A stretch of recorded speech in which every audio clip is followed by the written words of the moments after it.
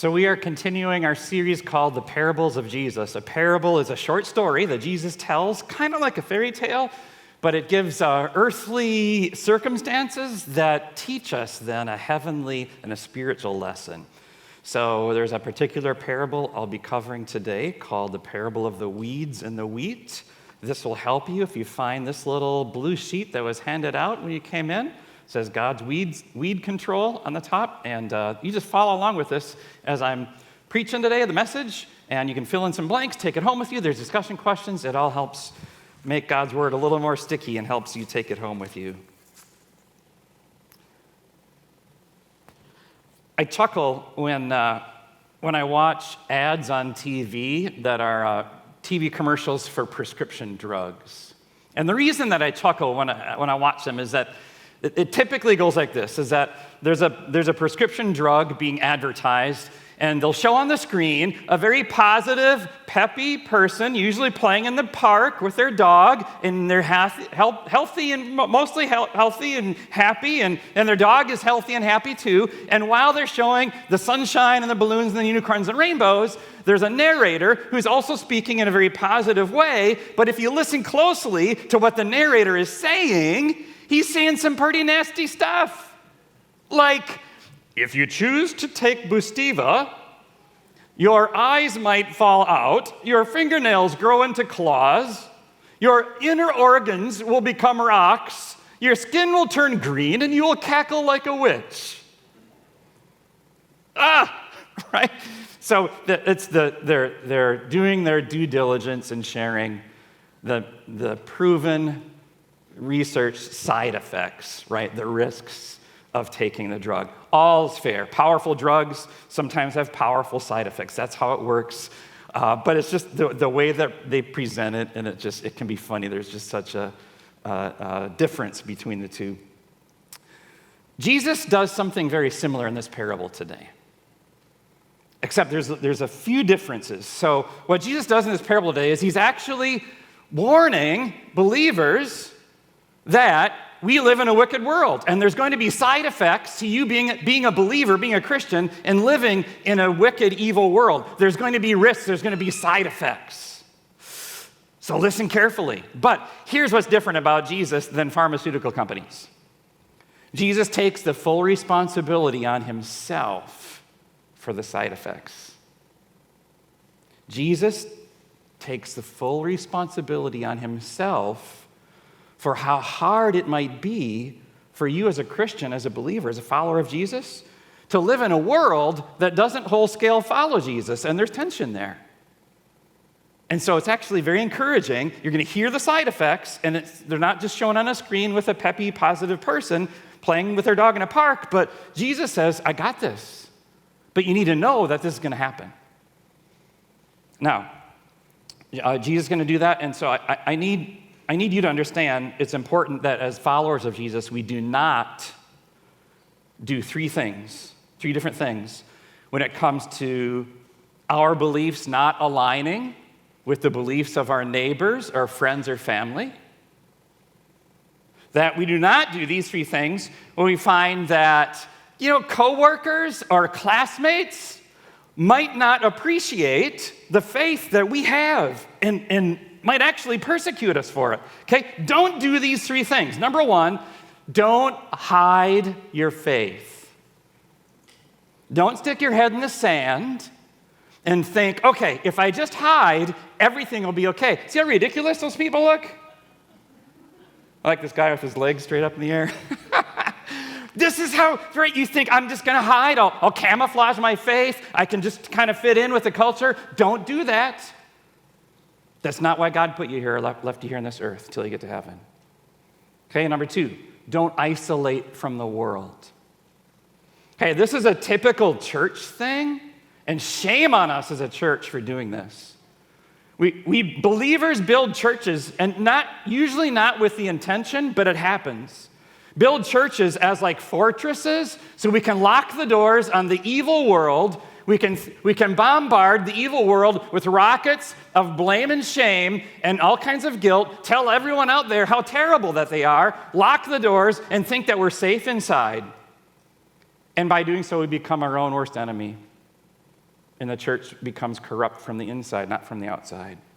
From our own proud and sinful and evil hearts, thinking that this is all perfect because we're in here and we're church people. So we don't isolate ourselves from the world. I'm going to talk more about that later. Finally, don't judge eternally people or groups who have different opinions than you, different backgrounds than you, vote differently than you, send their kids to a different school than you. Don't judge them unfairly, wrongly, and eternally. Not fair, that's sinful behavior, and it leaves a bad mark for Christianity around the world when we as Christians are going on social media and we're just ranting and raving about people because they have different opinions than we do. Watch it. Watch it. Because Jesus is watching. So that it's tricky business. I get it. How do we relate? How do we live in this world around us, which is not totally like us? All right, so that's the background for Jesus' parable here, and I'm going to read to you now what Jesus said. Here's this parable of the weeds and the wheat in Matthew chapter 13. Well, Jesus told them another parable. The kingdom of heaven is like a man who sowed good seed in his field. But while everyone was sleeping, his enemy came and sowed seeds among the wheat and went away. Or sowed weeds among the wheat and went away. When the wheat sprouted and formed heads, then the weeds also appeared. Oh. The owner's servants came to him and said, "Sir, didn't you sow good seed in your field? Where then did the weeds come from?" "An enemy did this," he replied.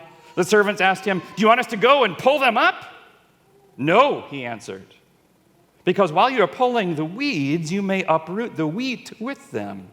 Let both grow together until the harvest. At that time, I will tell the harvesters, first collect the weeds and tie them in bundles to be burned, then gather the wheat and bring it into my barn." That's the story. That's a parable. Now this isn't true for all parables, but now we have Jesus' explanation to what he just said. His disciples say, I don't get it. What does that mean? And now he explains it. So here's Jesus teaching. Listen. Then he left the crowd, went into the house. His disciples came to him and said, "Explain to us the parable of the weeds in the field." He answered, "The one who sowed the good seed is the Son of Man. The field is the world, and the good seed stands for the people of the kingdom. The weeds are the people of the evil one, and the enemy who sows them is the devil. The harvest is the end of the age, and the harvesters are angels." Well, you got a whole lineup there of Jesus explaining. "As the weeds are pulled up and burned in the fire, so it will be at the end of the age. The Son of Man will send out his angels, and they will weed out of his kingdom everything that causes sin and all who do evil. They will throw them into the blazing furnace where there will be weeping and gnashing of teeth. Then the righteous will shine like the sun in the kingdom of their Father. Whoever has ears, let them hear." That's Jesus' parable, weeds and the wheat. All right, let's unpack this for a little bit.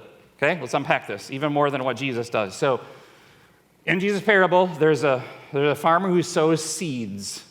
Those seeds that he sows in his field Jesus says, those are believers. Those are followers of Jesus. And then there's the field. There's a big point here. Listen carefully. You might know I bet some of you know this parable already, but you may need a reminder about this, or this is new to you. What does the field represent?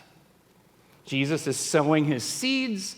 Those are believers. Where does he sow believers? And at least in this parable, the field is not church.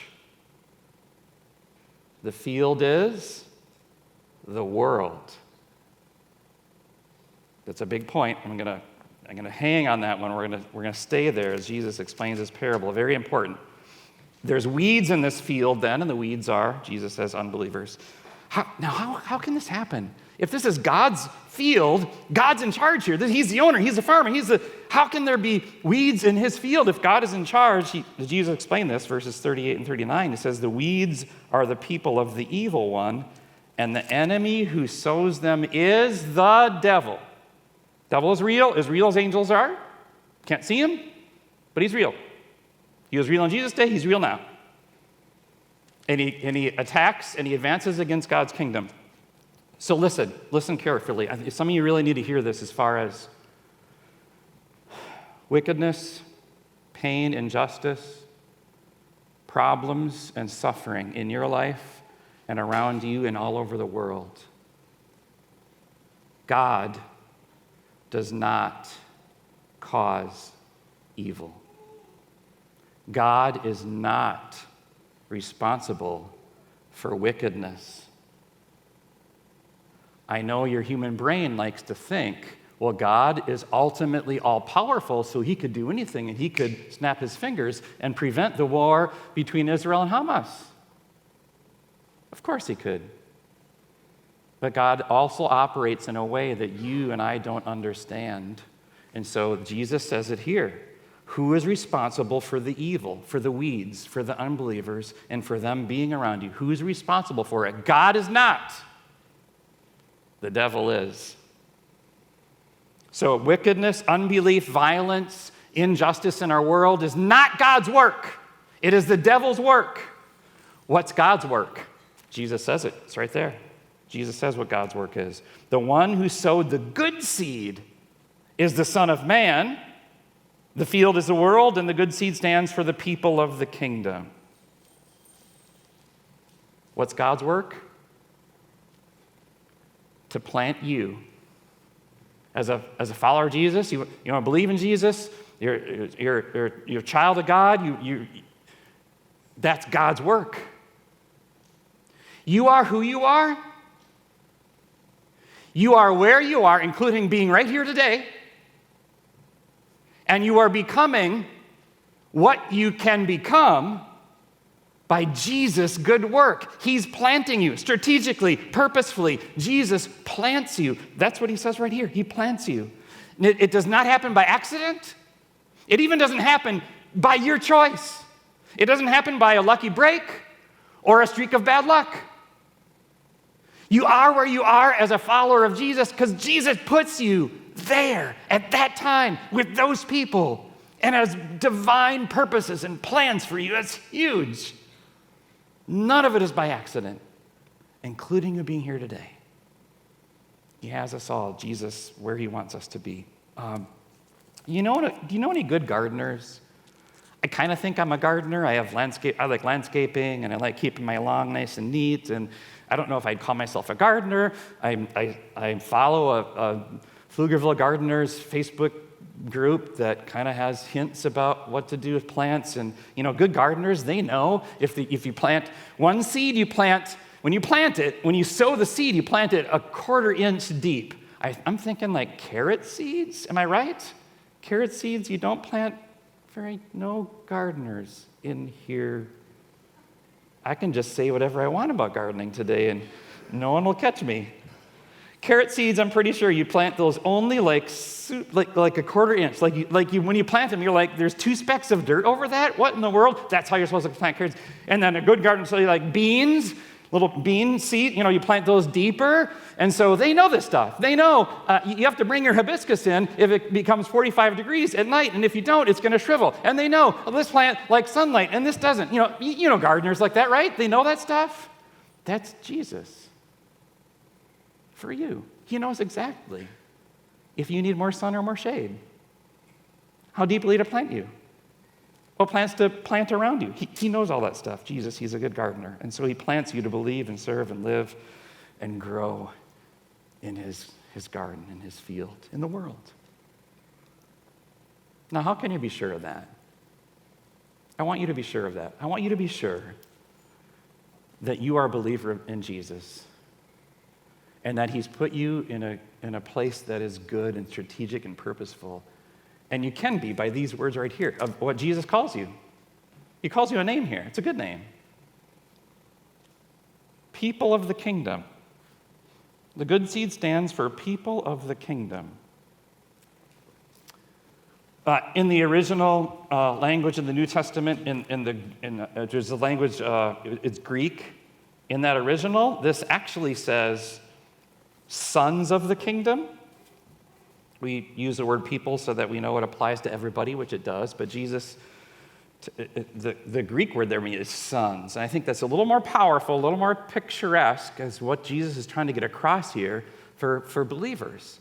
Believers are not slaves in the kingdom. They are not servants in the kingdom. They're not even just citizens in the kingdom. Here, Jesus says, you as a believer, you're a son of the kingdom. And being a son, that comes with special privileges. And it comes with special identity. Right? And there's special blessings that happen because you are a son. Specially cared for, special privileges. I mean, how does God specially care for you? Jesus says in his Sermon on the Mount, Jesus says, look at all the birds. Just notice, birds flying around. Unless it's dove season and all these Texas men are out there shooting them. Other than that, birds are pretty chill. Right? Jesus says birds, they fly around, they sit on telephone wires, they don't worry about where their food comes from. They don't build big barns. They know God's going to take care of them. Jesus says elsewhere, anytime a sparrow falls to the ground and dies, God knows about it. He cares. And then Jesus says this, God cares about you personally more than he cares about all the birds in the entire world, even the big, beautiful ones and the toucans and the... Wow, that's special care because you're a son, you're privileged. And Jesus says, how about all the flowers? Think of all the most beautiful flowers and the plants and there's the tropical ones and they're just gorgeous now. And Jesus says, God made you with more intent and more beauty and more design than he made the flowers of the field. That means you're pretty special in God's eyes. How about privileges? All right, sons enjoy privileges. Right? I have 2 boys. They grew up in my house. They'd bring friends over. Those friends would be guests for a sleepover or something. We'd be good hosts, but none of those friends that my boys brought over enjoyed the same amount of privileges that my sons did in my house. So you are, as a believer, as a follower of Jesus, you enjoy special privileges from Jesus as a believer. What are they? You don't have to give an exhaustive list, but what are some? I'm asking you. I want you to tell me. Shout it out. What are some privileges? Just say it, just one. I don't want to hear 9. You've got to let other people talk. But health. You enjoy special health that people who aren't followers of Jesus don't enjoy. Because you're connecting with him in prayer, and he's given you this gift that he'll give that to everybody, but he'll give it to you in a very special, certain way, and it contributes to your salvation, health. What else? Understanding. Jesus talks about sending his Spirit to help you, to enlighten you. The Holy Spirit is called the counselor in the Bible. And so, right, gaining knowledge, gaining appreciation, gaining new understanding of God. It's never going to be 100% complete because only God 100% understands, but it can grow. Understanding, appreciation, good one. What else? Talk about understanding, and now you mentioned peace. Karen and I sat together the other morning and we're like, why are we in such a good place? We don't understand it. And we're like, that's the point. If you understand peace, you're not going to have a whole lot of peace. But if you let peace, the peace beyond all understanding, right? So peace is a gift from God. You don't have to analyze it. You don't have to control it. You don't need to manipulate it. Jesus says, peace I leave with you, my peace I give you. I don't give to you as the world gives. Do not let your hearts be troubled. Do not be afraid. Peace is a gift from Jesus for those who believe in him. Good one. What else? The ability to forgive. The ability to forgive others is like releasing yourself from prison. Forgiveness is not instinctive and not natural. Okay, so a shark doesn't eat a dolphin and then feel bad. Okay, it doesn't happen. A wolf doesn't eat a rabbit and then say, I am so sorry, please forgive me, I'll never do that again. Forgiveness is not natural. Forgiveness, to be forgiveness, must be divine. Can only be and totally wrapped in Jesus. And when it is, you can do it. There may be a part of you that doesn't want to. That's okay. There's a part of me that doesn't want to get out of bed in the morning. Sometimes I do. It's okay. But Jesus is going to work that forgiveness that you can have for others because he forgives you. All right, one more. Make it a good one. They've all been good so far. Just no pressure. One more. Promise for eternal life. I'm going to combine that with faith. So we get 2 for 1 here. Okay? Promise for eternal. There is something beyond this place. Folks, we're just camping here. There's something beyond this place that is so glorious. Everlasting life in heaven. And Jesus says, I'm preparing that for you. And you get that. As a believer, you get that. How do you get it? Faith. Faith trusts in Jesus and what he has. So, man, we could be here all day. Y'all did great. I'm proud of you. Those are special privileges we enjoy as sons of the kingdom.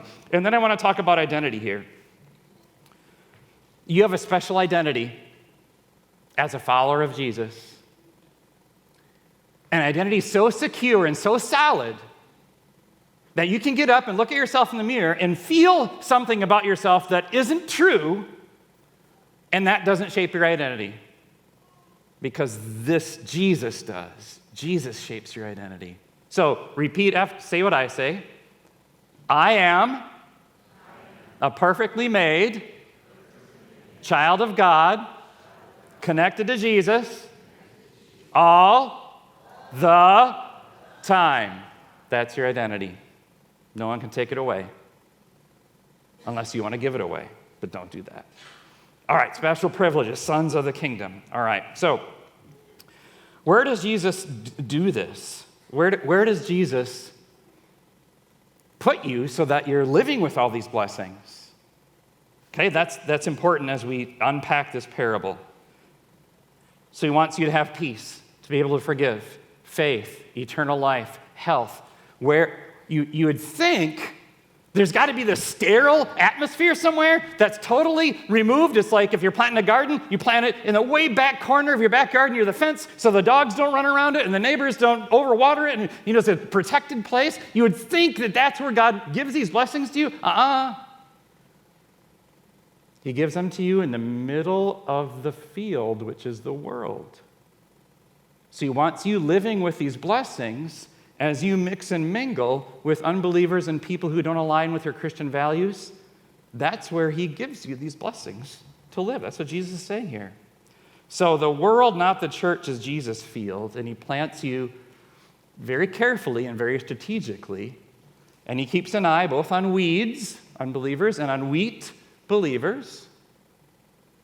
The weeds cannot and will not overtake the wheat. The weeds will not win. The weeds will not create a nasty, full of havoc, weed-infested field. It's not going to happen. Jesus hopes and prays that the wheat will overwhelm the weeds.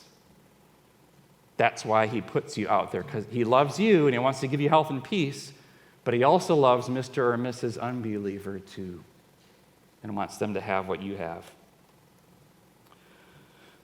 So weed control. Weed control is a fact of life. If you own a yard, even if you have potted plants. Anyone ever have a weed grow in a potted plant inside your house?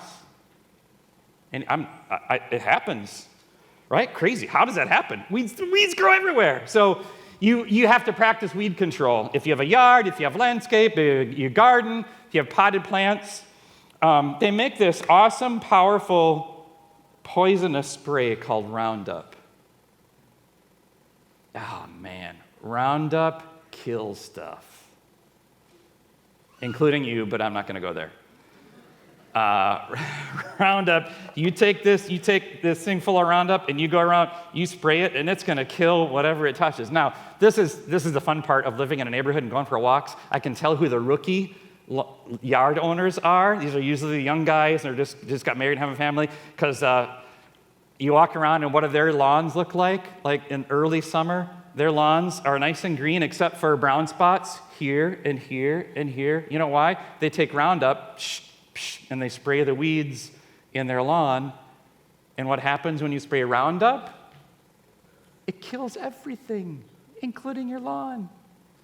So I joke because I've done it before too. I don't do it anymore, but Roundup kills everything. Hey, you can use Roundup. You just got to be careful where you spray it, and don't spray it on weeds in your lawn. It's going to kill the lawn too. But there's a better way for weed control, and that is just grow the healthiest lawn possible. It's very natural. It doesn't involve poisonous products. No judgment. But the healthiest lawn possible means, there's a picture of my front yard. Just kidding, it's not. If your lawn is healthy and growing and the grass has strong roots and shoots, it makes it harder for the weeds to grow. They just can't.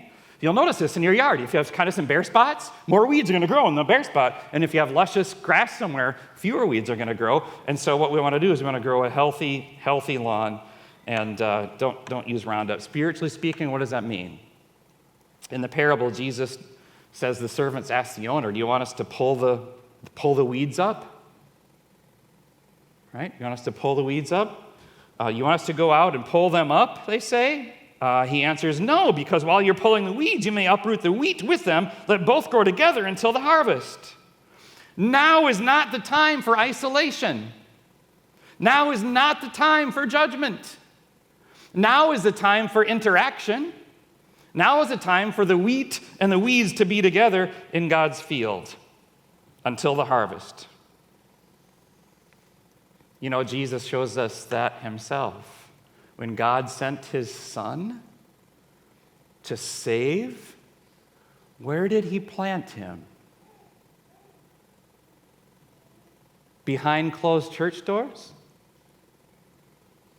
In a monastery somewhere where all these perfect men of God, or a cloister, all these perfect women of God were singing like angels and everything? Where did God plant his own son? In the middle of the world at the time, in Bethlehem, with shepherds. Shepherds are not priests, not even close. Right? God planted his own son Jesus in his own field, in the world, to be known and believed. All right, so when will the separation happen? In the parable, Jesus says, at the end of the age. He's teaching there. That means completion of time, at the end of the completion of time. And what's going to happen? There's only two places of eternal destiny, just two. Not 7, not 14, not lots of just two. Heaven and hell. That's what the Bible teaches, heaven and hell.